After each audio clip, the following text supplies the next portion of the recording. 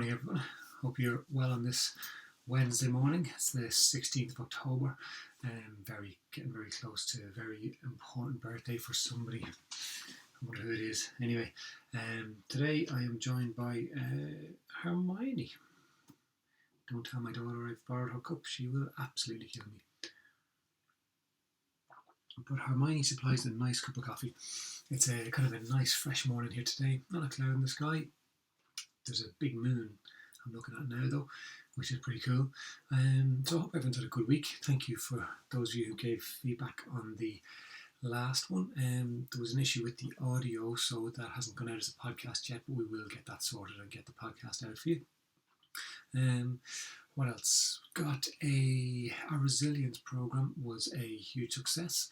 So we're doing another webinar on the 12th of November, I think, is what we're looking at. Yeah.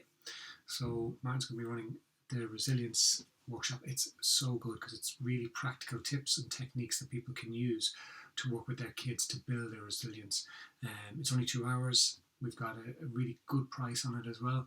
I think it's €69, which is seriously good value. It's an introductory rate because we had such feedback around it. So please do get signed up. Places are limited.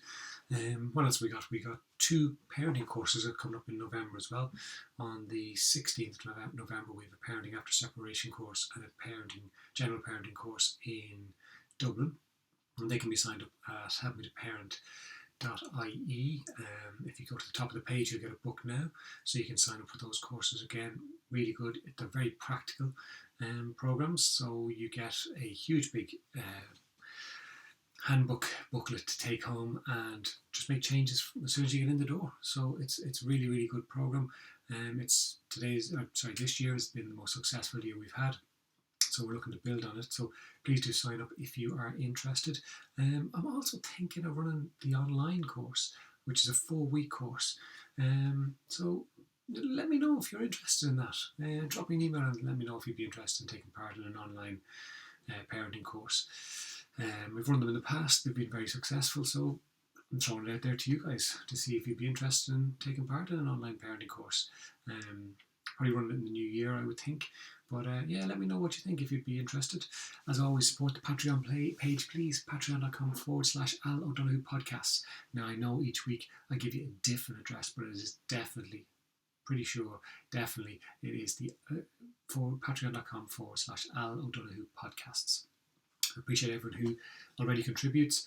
It means a lot, and for those of you who've come in, contributed and had to go, I completely appreciate the contributions you've made so far, and completely understand that we all have to prioritise our finances and pop them in other directions. But hopefully, when one goes, one will come in and we'll keep it at a steady level. So it does make a difference.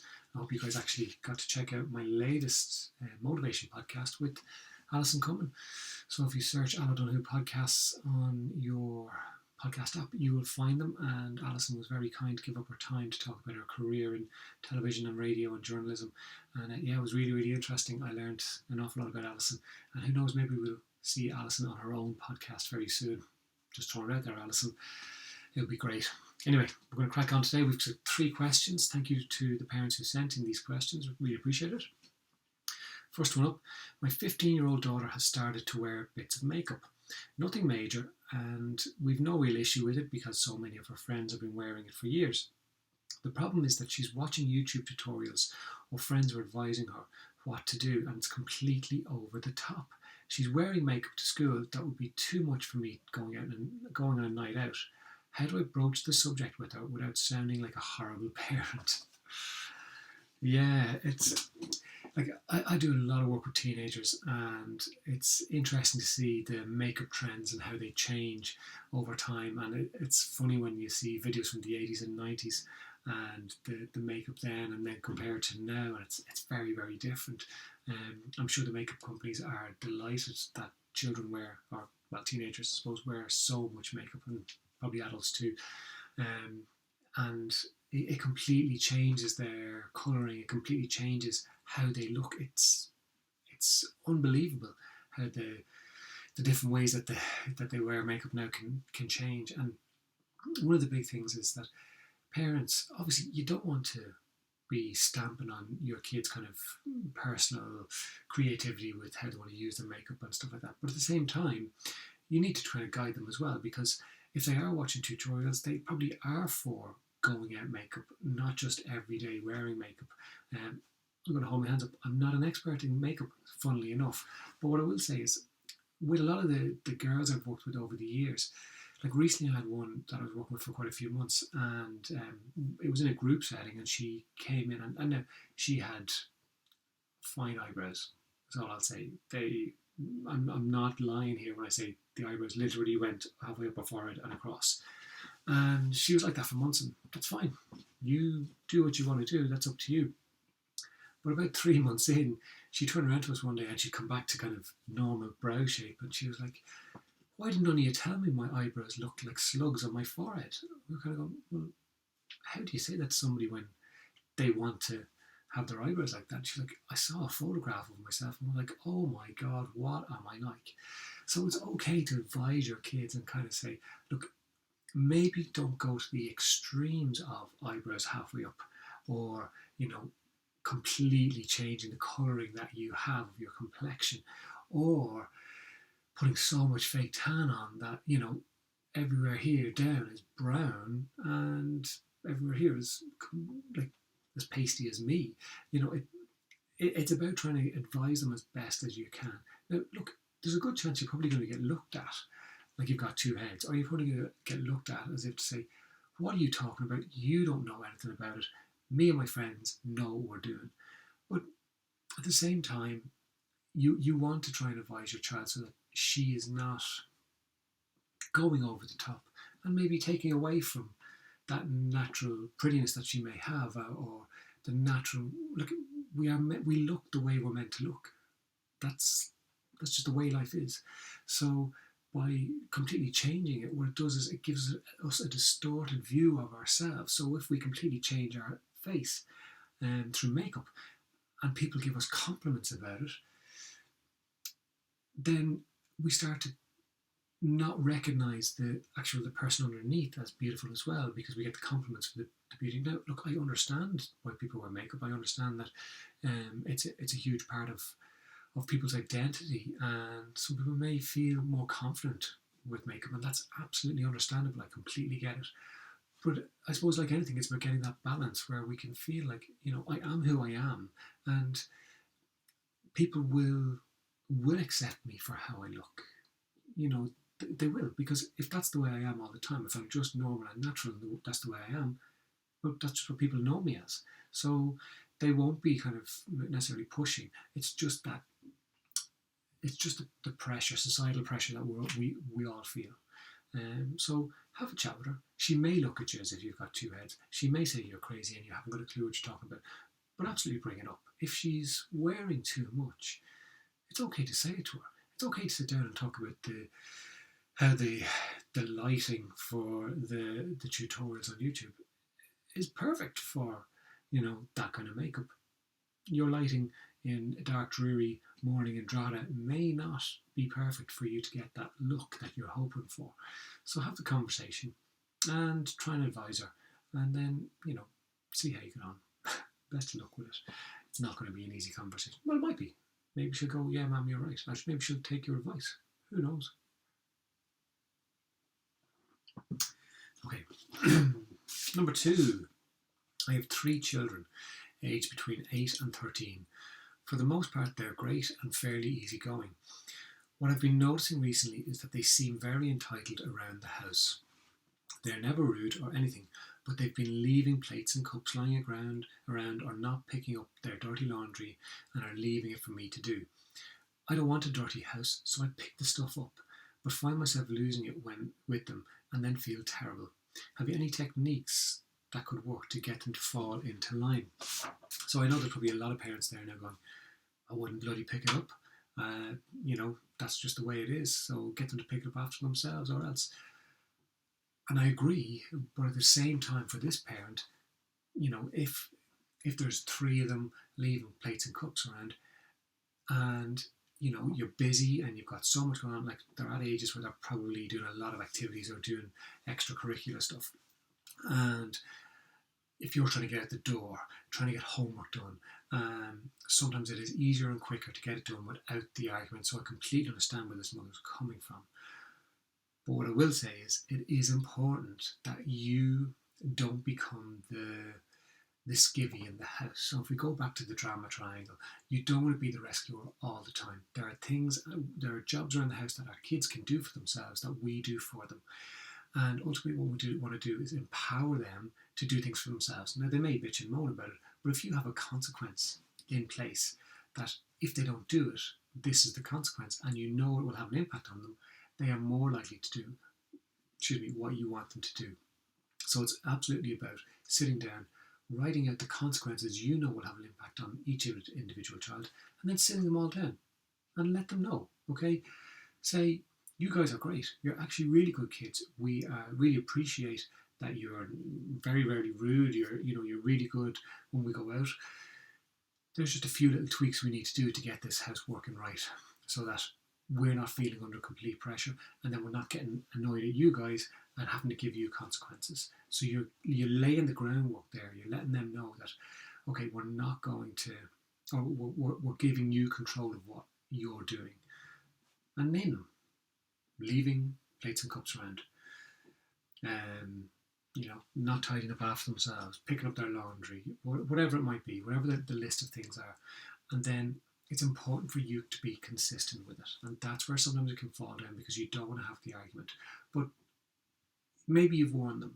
Maybe you've decided, right, I'm going to give them one warning each time, and if they don't do it, then they get consequences. Or if they don't do it in the time that I need them to do it, so if they're delaying, I'll do it in a minute, I'll do it in a minute, I'll do it in a minute.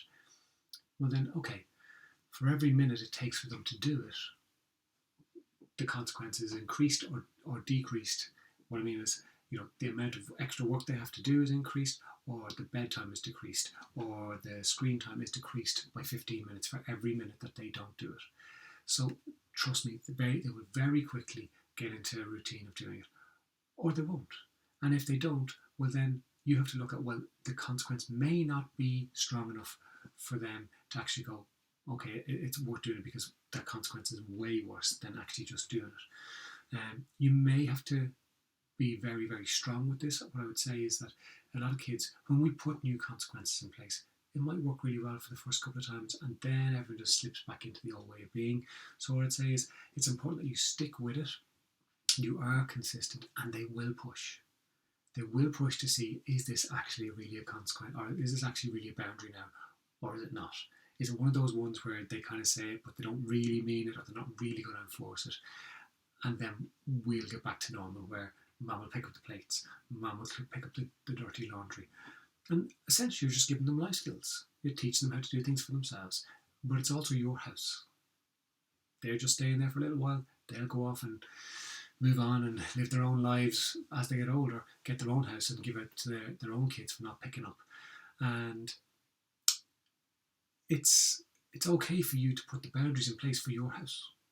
It's absolutely okay. It doesn't mean they won't fight against it or push against it, but it's okay for you to put them in and be strong. Trust yourself. Know that you're doing the right thing for your family and your house, and see how you get on. Okay, we've one left today.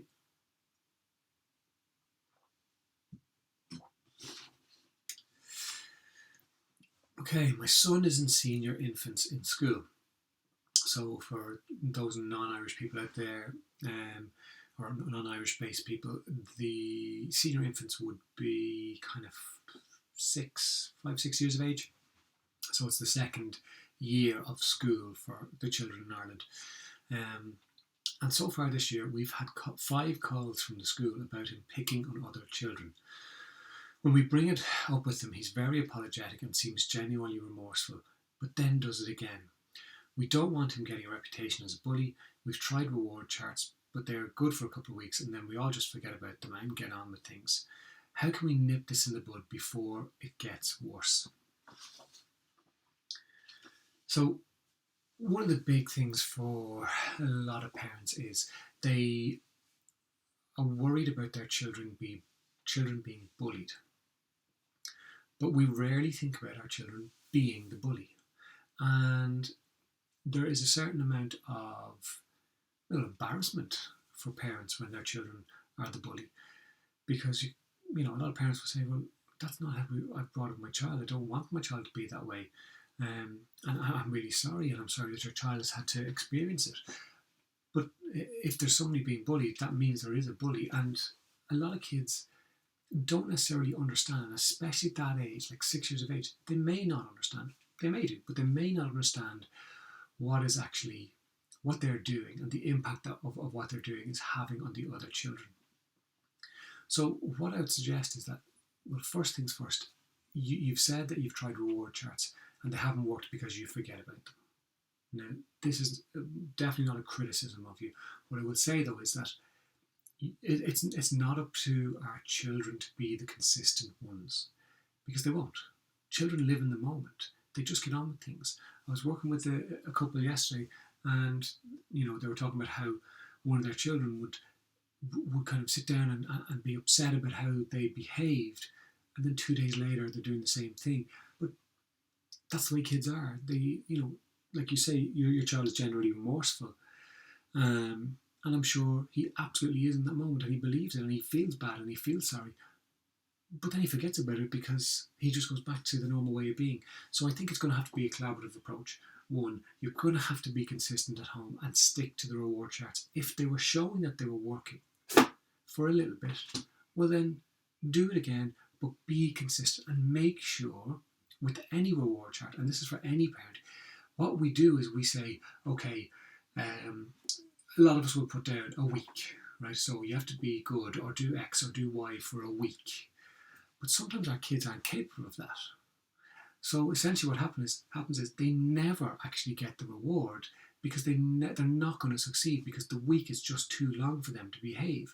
So maybe we need to look at, well, does he need to do a 3-day reward chart? And the rewards don't have to be huge. It could be a magazine from a shop. It could be getting to go to the park. It could be, it doesn't have to be a big, expensive or treaty thing. It can be something small that they'll appreciate. So look at, is he capable of doing a week-long chart? I've worked with some parents who've had month-long charts and they're kind of going, I don't understand why my child's never hitting anything, and they're only feeling worse. Well, it's because it's, essentially we're setting them up to fail. Unintentionally, but we are setting them up to fail because they just cannot do it. And then if they don't get a chance to earn back, if they do make mistakes or have a little slip, so if it's 100% or nothing, that leaves them very little wiggle room. And then what can happen is if they say it's a 3-day reward chart and they do something on the first day, well, they can kind of go, well, feck it, I've lost the reward anyway, so I might as well misbehave for the next 2 days anyway. Try and see, but you need to be consistent and make sure that the reward is something that they want and that it is accessible, it is something they can achieve. The other thing I would do is I'd go in and meet with the school, meet with the teachers, meet with the principal, and have a conversation about how are you guys going to manage this in school so that we can try and do a joined up approach, because I don't want my child bullying, you don't want my child bullying, the kids don't want the children bullying, and my child doesn't want to be labelled as a bully either. So it's about looking and going, what can we all do together so that we're all working off the same page in order to support my child to prevent him from taking part in this behaviour that none of us want. And sometimes the consequences that you have to have are strong, and what the consequences that the school have to be strong as well. I'm not saying that they need to suspend them. What I'm saying is they need to be able to crack down if they notice them. So if it's a case of, the teachers might say, well, look, we don't have time to be just looking at your child, and that's fair enough, but maybe they can start to notice the tells, or maybe you can tell them. These are the things that he starts to do. So if he starts to get hyped up, or if he starts to get, little kind of twitches or whatever, when he's starting to move towards a misbehaviour, maybe you can let the school know that this is what he does, and they may start to notice it at school as well, so that they can nip in and kind of go, oh, Johnny, come here, I need you to do me a little job. And he's taken out of the situation. Or, Johnny, come here, will you put this away from me? So that, again, he's being taken out of the situation and the cycle of conflict has been broken in his head. It doesn't mean it's going to work all the time, but it's definitely going to support him better to take control of his actions and let him know that this is not okay. This behaviour is not okay. We're not going to put up with it. And you have to make sure that the consequences at home are strong enough that he will start to learn that, okay, like I said in the last one, that me doing that results in this, and this is way worse than the enjoyment of this. And see how you get on. Okay, guys, that's it for today. 20 minutes pretty much bang on. Hope you have a wonderful week, and speak to you next week. Take care.